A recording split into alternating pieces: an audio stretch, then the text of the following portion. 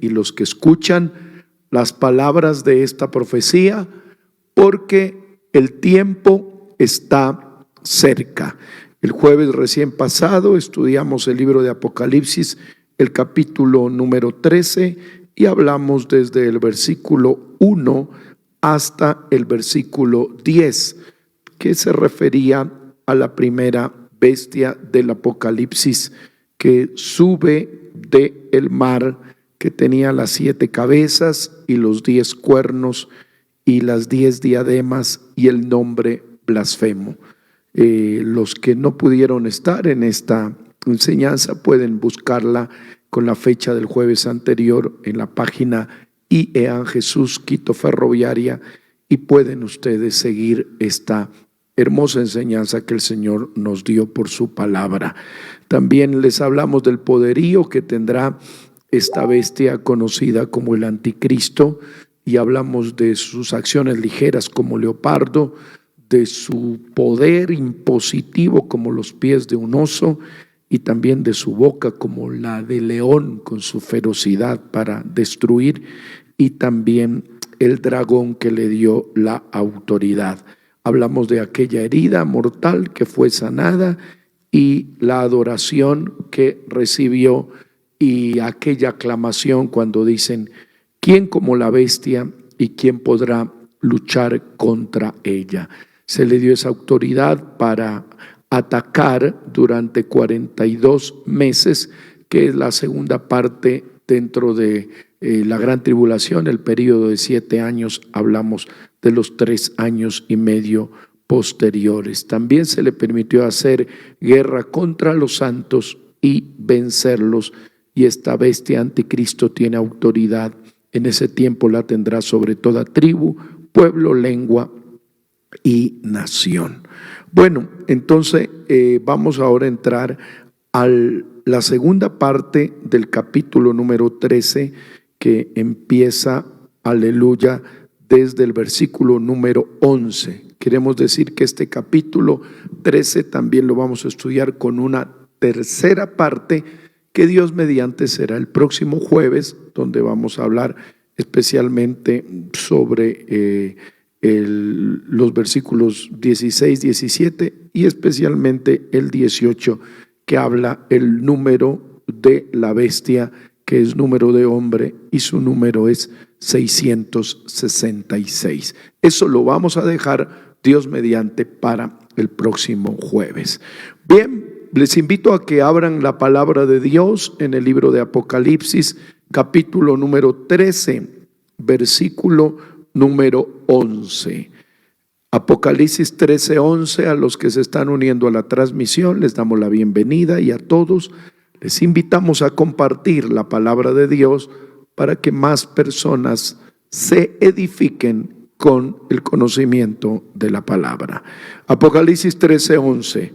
Después vi otra bestia que subía de la tierra y tenía 2 cuernos semejantes a los de un cordero, pero hablaba como dragón, y ejerce toda la autoridad de la primera bestia en presencia de ella, y hace que la tierra y los moradores de ella adoren a la primera bestia, cuya herida mortal fue sanada.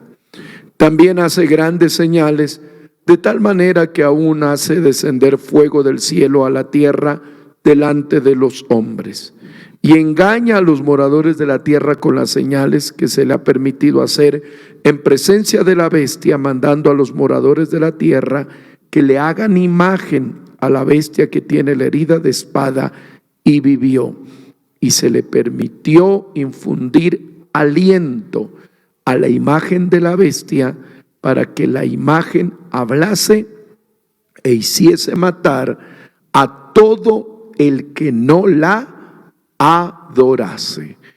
Invoquemos el nombre de Jesús. Padre Santo, bendito Salvador, en esta noche maravillosa de gloria, de salvación y de poder, invocamos este nombre bendito y santo, nombre admirable, nombre eterno y maravilloso de Jesús. Permita, Dios amado, que la palabra que vamos a estudiar en esta hora produzca beneficios espirituales para nuestras vidas. Se lo pedimos con todo el corazón en el dulce nombre de Cristo Jesús. Amén y amén. Alabemos el nombre glorioso de Jesucristo.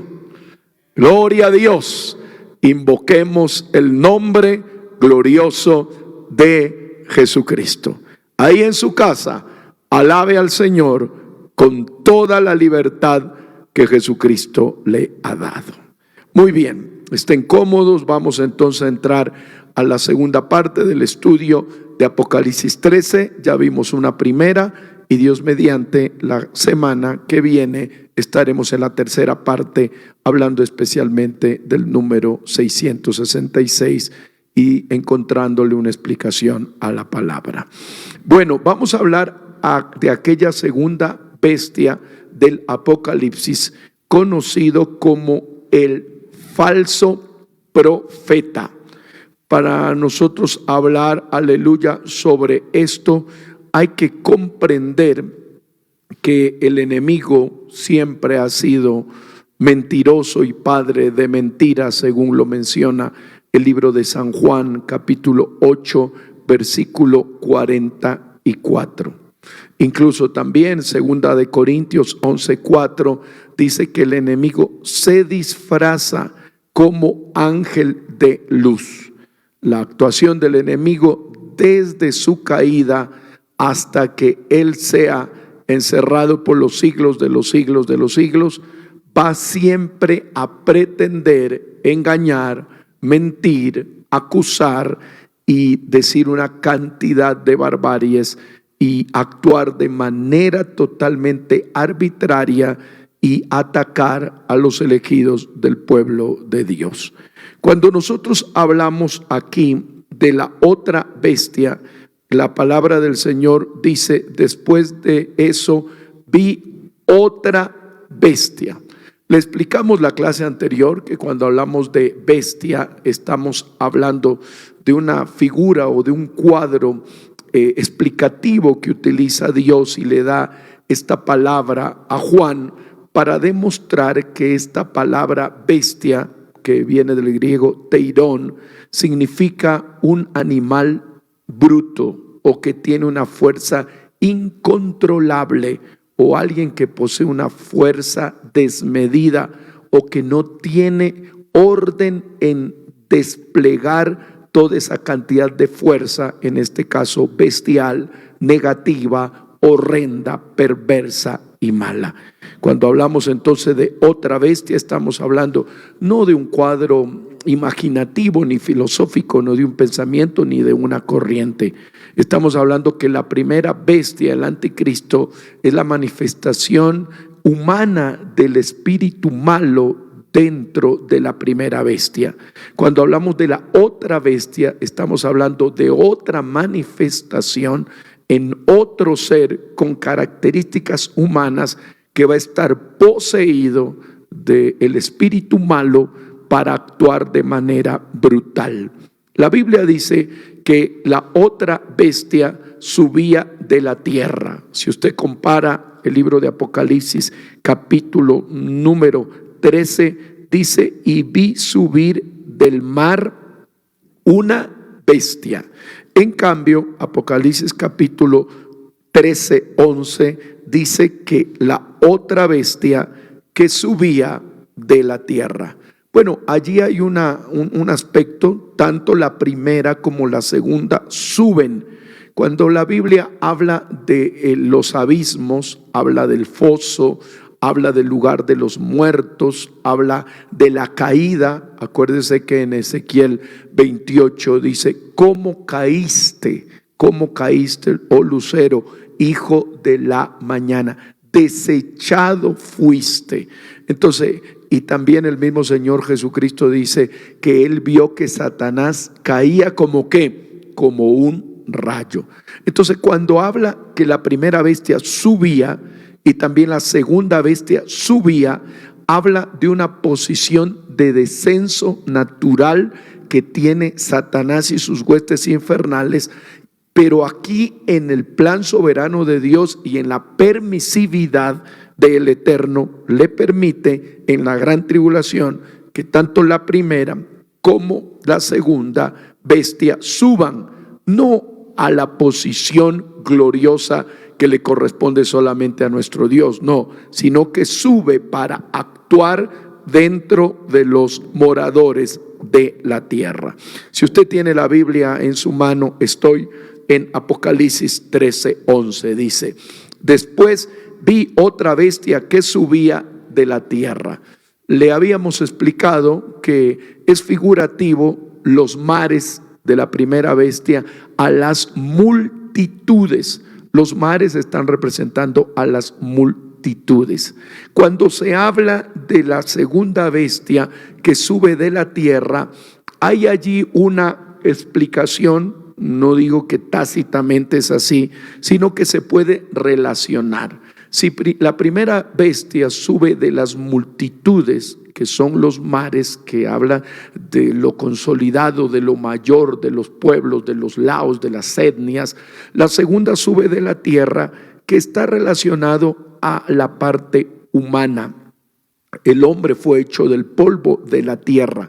Entonces es una representación terrestre, humana, como que se nota natural, como que usted está dándose cuenta que la doctrina filosófica del humanismo está teniendo un desarrollo profundo dentro de la sociedad actual, y el hombre está haciendo culto a su propio hombre, al propio hombre, está dejando de lado a Dios.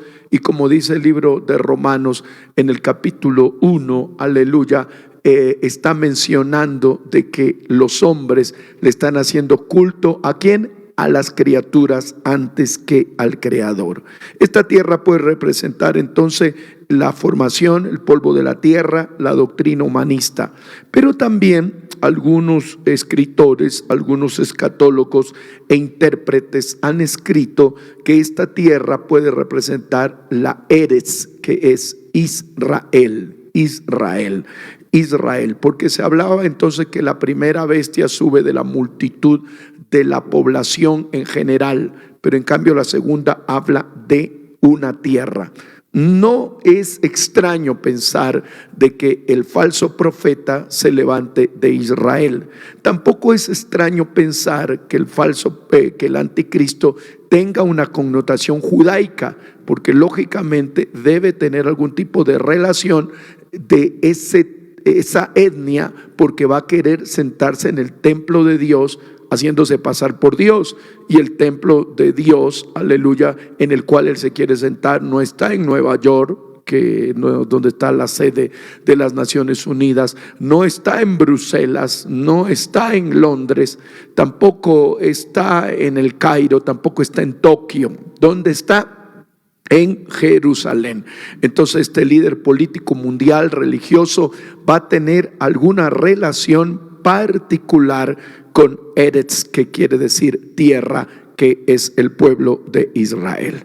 Vamos al siguiente punto o característica. La palabra del Señor dice que esta bestia segunda, o llamado profeta falso, tenía 2 cuernos semejantes a los de un cordero. Si usted compara la bestia segunda con la bestia primera, el anticristo, la primera bestia tiene ¿qué? 10 cuernos.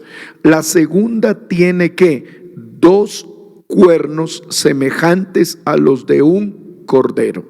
Como le hablábamos, proviene de la tierra, y su símil va a ser tan como humano, porque no es extraño que un cordero tenga 2 cuernos. Los corderos, desde su proyección biológica y como son formados por Dios, tienen 2 cuernos. ¿Sabe por qué se presenta así?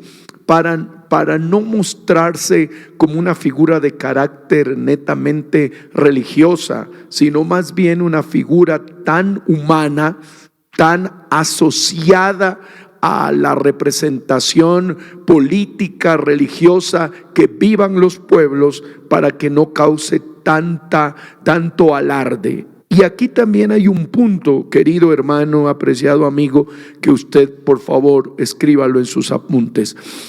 Los dos cuernos semejantes a los de un cordero. El cordero es figurativo, especialmente ¿a quién? A Cristo. El libro de Apocalipsis capítulo 5 ya nos habla de aquel cordero que fue digno ¿de qué? De abrir los sellos. ¿Y de qué? Y de poder desatar los sellos donde estaba el libro. Entonces, cuando nosotros hablamos del Cordero, hablamos de una figura ¿de qué tipo? Redentiva.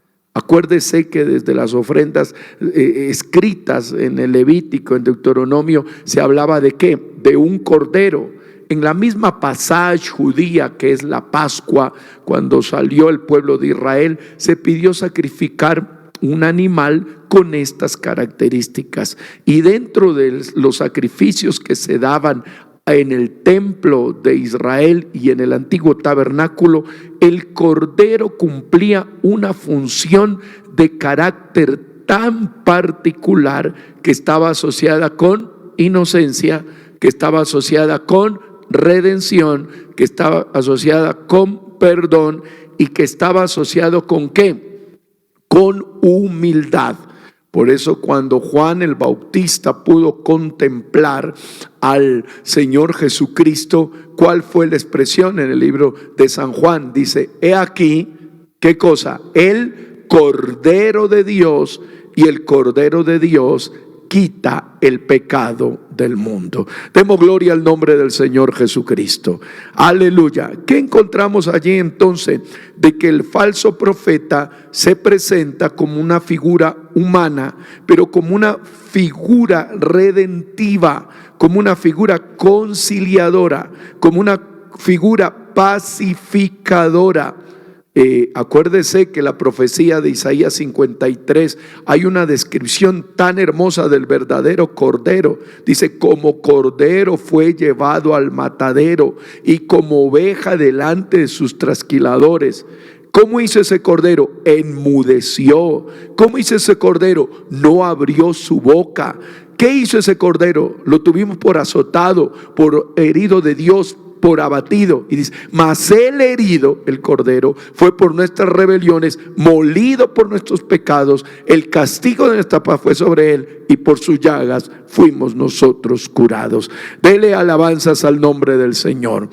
Como el falso profeta quiere imitar las acciones de Cristo y todo su accionar redentivo, utiliza esa figura ¿de qué? De cordero, con dos cuernos, que significa el poder que va a tener el falso profeta.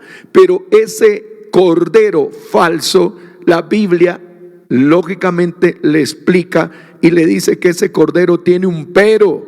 ¿Cuál es el pero? Según el 13:11. Pero el cordero cuando hablaba, ¿cómo hablaba el cordero? Hablaba como ¿qué? Como un dragón. No hay relación ahí. Un cordero, el cordero verdadero, ¿qué hizo? Enmudeció y no abrió su boca. Pero el cordero falso, ¿qué es lo que va a hacer? No va a enmudecer, va a abrir la boca. Y la boca que va a abrir el cordero falso va a hablar como ¿qué? Va a hablar como un dragón. Imagínese. Lógicamente usted sabe que los dragones no hablan, no expresan, pero ya nosotros vimos aquí en el libro de Apocalipsis capítulo 13 versículo número 2, en la parte final dice, y el dragón le dio su poder y su trono y grande ¿qué? Autoridad. Y en el capítulo 12 de Apocalipsis nosotros también hablamos que el dragón es que, según el capítulo 12, versículo 16, dice que el dragón quería atacar a la mujer, y el dragón es ¿quién? Es tipología de Satanás. Entonces, en el falso profeta hay un accionar de cordero supuesto, el falso cordero, el falso profeta, el falso Mesías, pero cuando tiene que hablar no habla como cordero, habla como ¿qué? Como un dragón. Pero preste mucha atención, amada iglesia y querido amigo y hermano, no se refiere que va a echar fuego por la boca ni que va a tener un mensaje golpeante, no. Hay muchas personas perversas y malas que ha tenido la historia de la humanidad, que han tenido un mensaje conciliador, entre comillas, pero en medio de ese mensaje conciliador hay una doctrina diabólica y demoníaca. Hay que tener claro que el falso profeta tendrá apariencia de piedad, tendrá apariencia de cordero, pero cuando exprese sus ideas, a pesar que no las haga quizá gritando, ni las haga enojado, ni las haga golpeando la mesa, pero ¿dónde va a estar el problema? En que cuando hable, las cosas que hable van a ser inspiradas netamente por el dragón, que es el diablo. Hay poder en el nombre del Señor Jesucristo. Hay poder en el nombre del Señor Jesucristo. Entonces, allá hay que tener mucho cuidado, porque también en este tiempo Satanás ya utiliza personas que se disfrazan como piadosos, o personas que dicen que hablan de la piedad, o personas que dicen tener doctrinas piadosas, pero su mensaje es totalmente ajeno al mensaje del verdadero Cordero. Creo que esa explicación está bastante clara, anhelamos que sea así. Pero el versículo número 12, ¿qué dice la palabra del Señor? Tome su Biblia, estamos en Apocalipsis 13:12, dice así: y ejerce toda la autoridad de la primera bestia en presencia de ella. Parece entonces que allí no hay una disputa de poderes malignos, más bien una entrega de autoridad delegada del maligno. Porque acuérdese, cuando nosotros vemos a quién, al dragón, es tipología del diablo, y el dragón le entregó la autoridad ¿a quién? A la primera bestia, que es el anticristo, y el falso profeta, que es la segunda bestia, tiene la autoridad de la primera y trabaja en presencia de ella. ¿Sabe por qué? Porque es una manera metodológica del enemigo, como para que el anticristo se quede como reposado, como quieto, y su accionar prosélito no lo haga él mismo, y no esté diciendo yo soy esto, yo soy lo otro, no, sino que el falso profeta va a tomar una acción de promoción, de proclamación, de entrega, de advenimiento de poder engañoso. Todo es figurativa ¿a qué? A lo que hizo Juan el Bautista. Acuérdese que Juan el Bautista fue el profeta que anticipó la venida del Mesías, y este profeta tuvo una particularidad.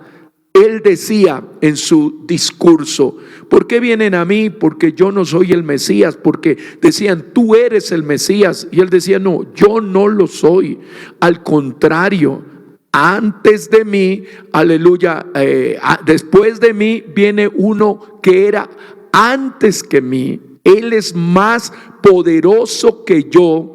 Yo estoy aquí, pero el que viene después de mí, yo no soy digno de desatar la correa de su sandalia, porque él es más poderoso. Y les dijo en práctica: yo a la verdad los bautizo en agua, pero el bautismo que yo hago es para que se arrepientan, pero después va a venir otro que él sí os bautizará en Espíritu Santo y fuego.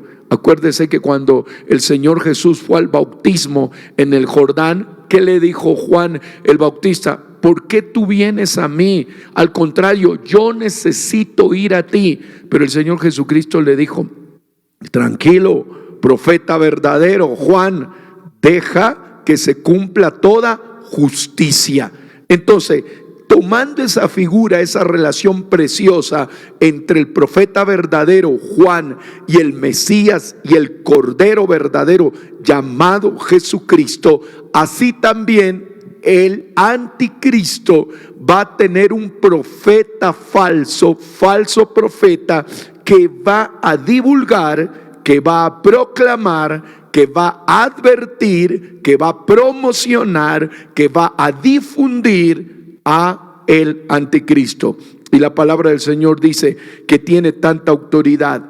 ¿Y qué va a hacer este falso profeta? Estoy en el versículo 12 del capítulo 13 de Apocalipsis, que dice: y hace que la tierra y los moradores de ella lo adoren al falso profeta. No, hace que la tierra, acuérdese que el falso profeta, ¿de dónde vino? ¿Del mar o de la tierra? ¿Vino de qué? De la tierra.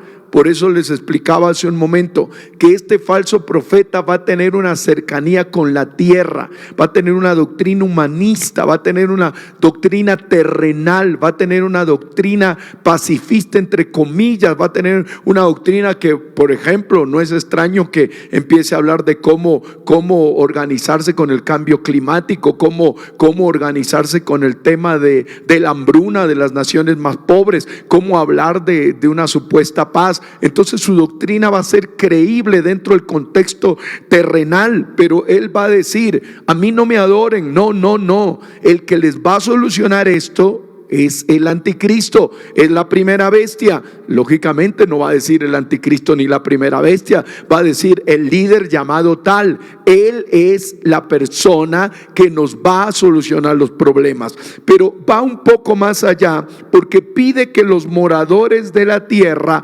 adoren a la primera bestia. Y voy a tocar la palabra adoración, porque allí nosotros la encontramos de manera sencilla, pero hay una parte en la Biblia que nos explica claramente qué es la adoración. El libro de Génesis 22 nos muestra el ejemplo claro cuando el Señor, aleluya, le pide a Abraham que sacrifique a su hijo amado único llamado Isaac.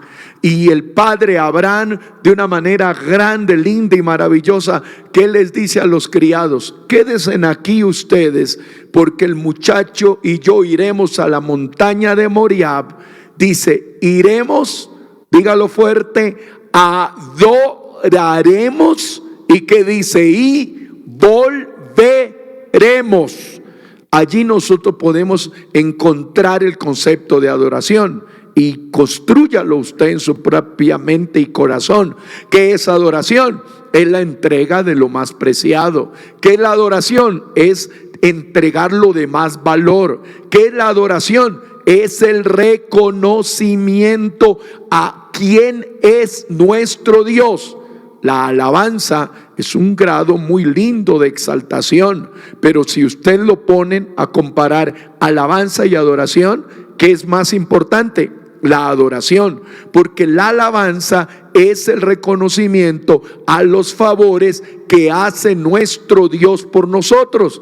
Por eso los salmos dicen: alabad a Jehová, porque Él es bueno. Alabad al Señor, porque para siempre es su misericordia. Alabad al Señor, que hace llover sobre buenos y malos, justos y injustos. Alabemos al Señor con gozo y con alegría. Esa es la alabanza. Pero la adoración es el reconocimiento a su naturaleza, a su esencia. Acuérdese que cuando el Señor Jesús hizo aquel milagro de la pesca maravillosa, cuando le dijo a Pedro: echa la red a la derecha, él pescó 153 peces. Y cuando él lo vio, ¿qué le dijo? Oh Señor, apártate de mí, que soy un hombre pecador. Y lo adoró y lo reconoció como el Dios Todopoderoso.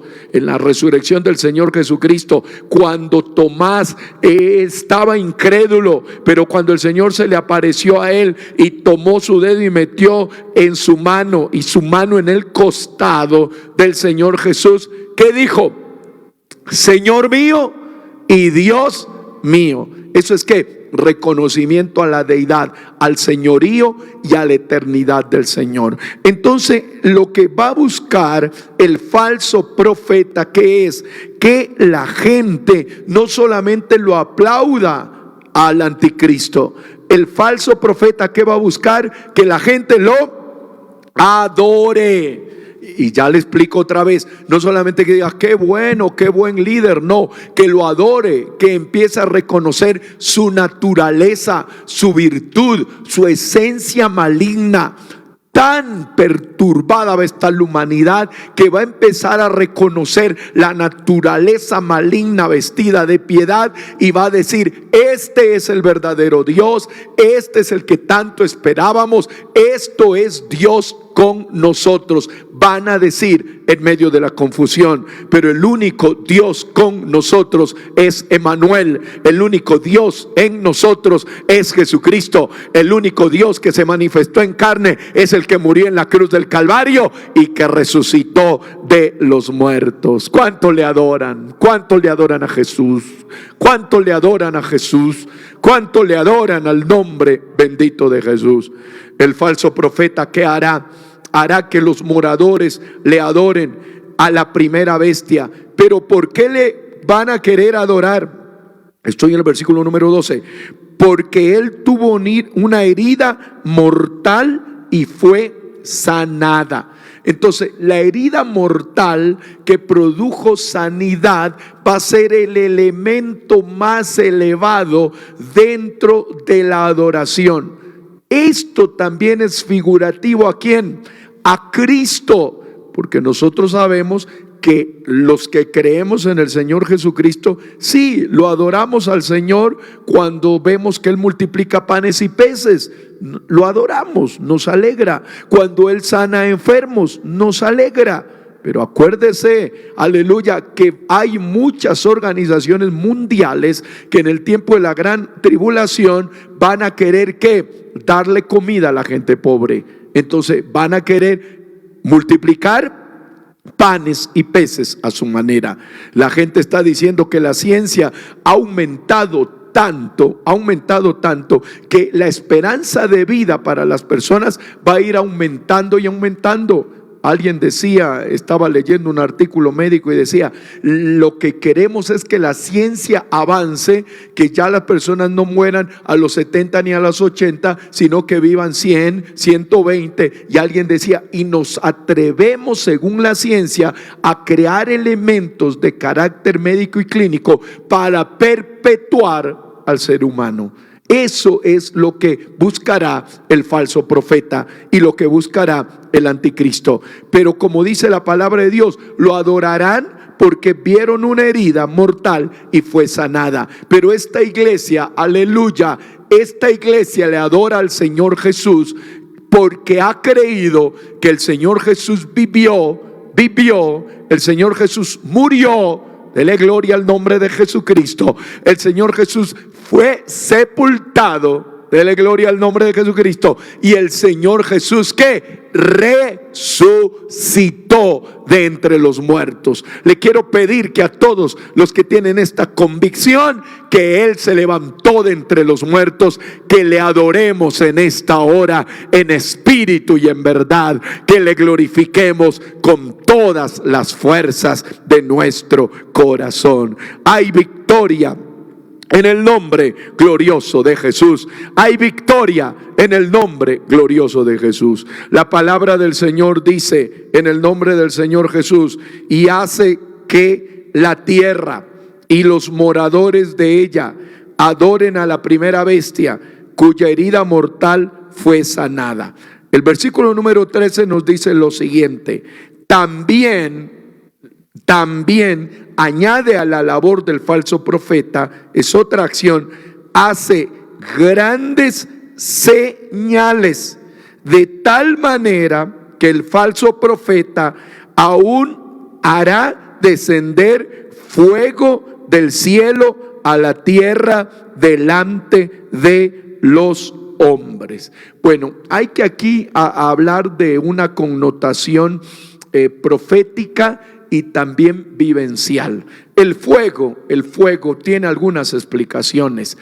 Si usted habla del fuego de el Edén de Ezequiel 28, el fuego cuando dice: entre las piedras de fuego te paseabas, oh querubín grande y protector, desde el versículo 14 en adelante. ¿A qué representa esas piedras de fuego? ¿Representa a qué? A presencia divina. Eso es presencia divina.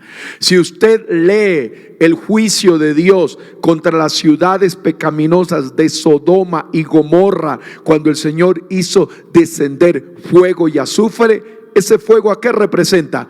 Ese fuego representa a juicio por causa del pecado.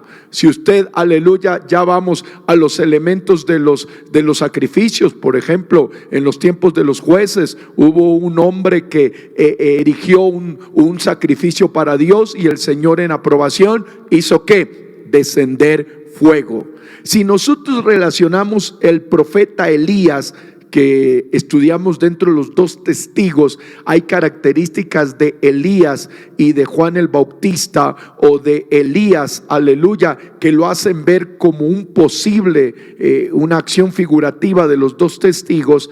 El testimonio de Elías para que descienda fuego del cielo tenía un objetivo. No es solamente decir que descienda fuego del cielo y punto, no, es que hagamos altares, tanto los que adoran a Baal como yo que adoro al Dios verdadero, dijo Elías, pero no le vamos a poner fuego debajo, sino que descienda el fuego de arriba.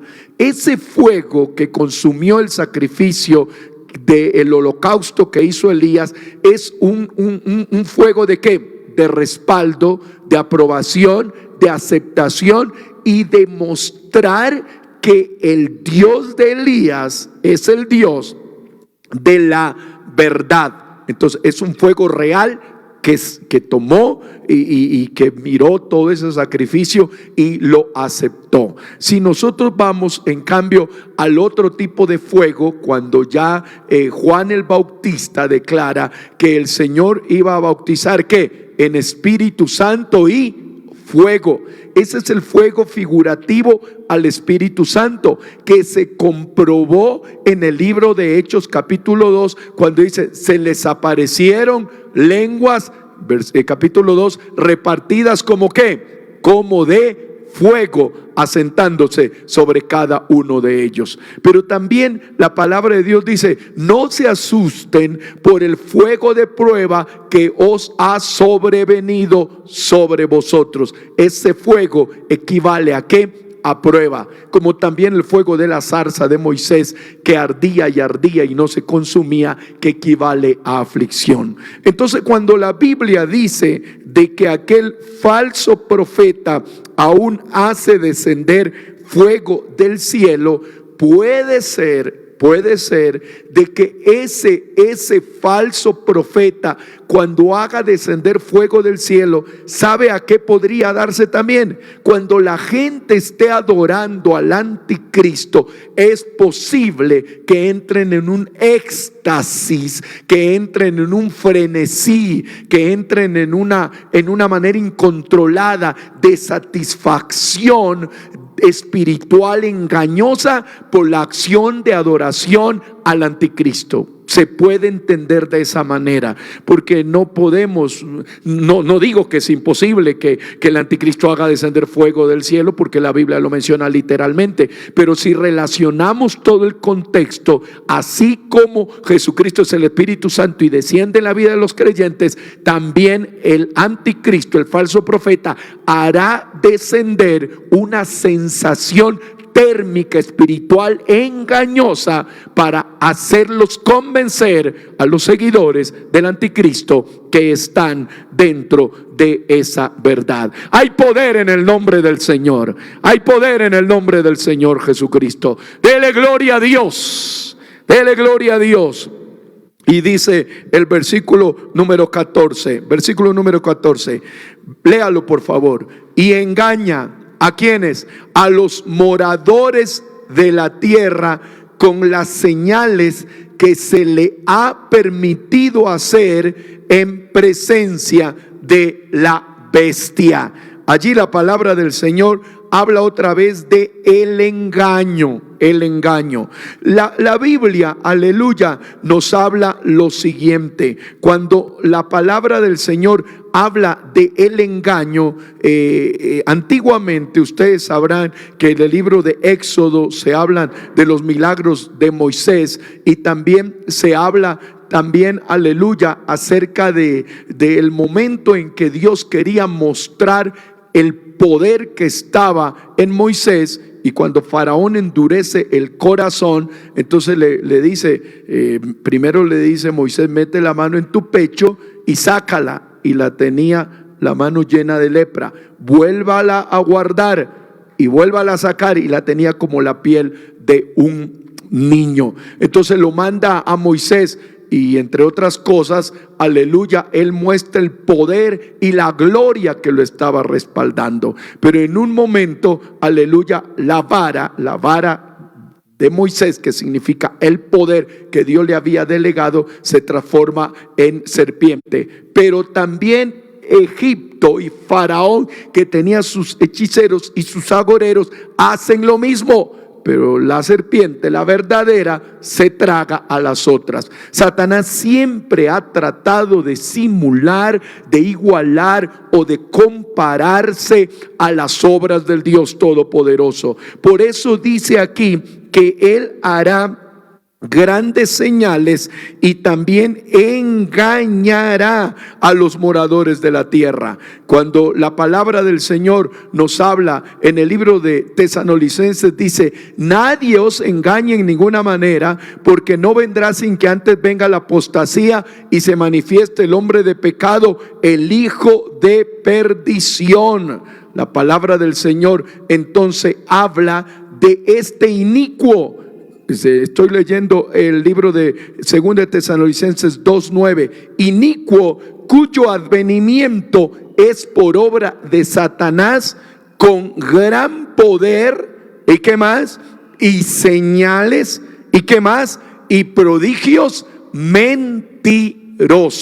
Entonces allí la Santa Biblia nos habla de que el falso profeta engañará a los moradores de la tierra con las señales, pero subraye que se le ha permitido hacer en presencia de la bestia. En medio de toda esa situación, la palabra del Señor dice que este falso profeta se le ha permitido hacer esas cosas dentro del plan soberano de Dios. Y ustedes dirán: pero ¿cómo Dios permite esto? Acuérdese que Dios en este tiempo está diciendo que todos los hombres sean salvos y vengan al conocimiento de la verdad. Pero el hombre endurece el corazón, y como endurece el corazón, la palabra del Señor dice que de parte del mismo Dios viene un poder para que la gente crea en el engaño, porque endurecieron el corazón a la verdad. Hay poder en el nombre del Señor. La Biblia dice que este ser hará señales en presencia de la bestia. Reitero, el falso profeta va a tener la acción ¿de qué tipo? De proclamación, de difusión, de exaltación, de motivación, de información. Así como han existido líderes mundiales malévolos como Hitler, que tuvieron a personas que difundían todo lo que hacían, grandes dictadores en la tierra que tomaban cuando no habían comunicaciones y manipulaban y le decían a sus pueblos de que sus ejércitos estaban venciendo, cuando era lo contrario. Satanás, a través del falso profeta, va a decir: ahora sí estamos en la presencia de Dios verdadero. El falso profeta va a decir: esto es el paraíso que estábamos buscando, esta es la nueva sociedad que queríamos, este es el nuevo orden mundial que toda la tierra ha querido, este es el ecumenismo más grande que todas las naciones han buscado. Entonces la gente va a notar tan convincente el mensaje que van a empezar a adorar a la bestia llamada anticristo. Pero mire lo que dice: a medida que va pasando el tiempo, la figura del cordero va cambiando y se va notando más incisivo y más atacante. Cuando dice la palabra del Señor, dice en el nombre de Jesús, estoy en Apocalipsis 13:14, y engaña a los moradores de la tierra con las señales que se le ha permitido hacer en la presencia de la bestia, mandando a los moradores de la tierra que le hagan ¿qué? Imagen a la bestia que tiene la herida de espada y vivió. Otra vez utiliza la herida que supuestamente lo mató y revive. Pero como Satanás es mentiroso, no se le puede creer nada.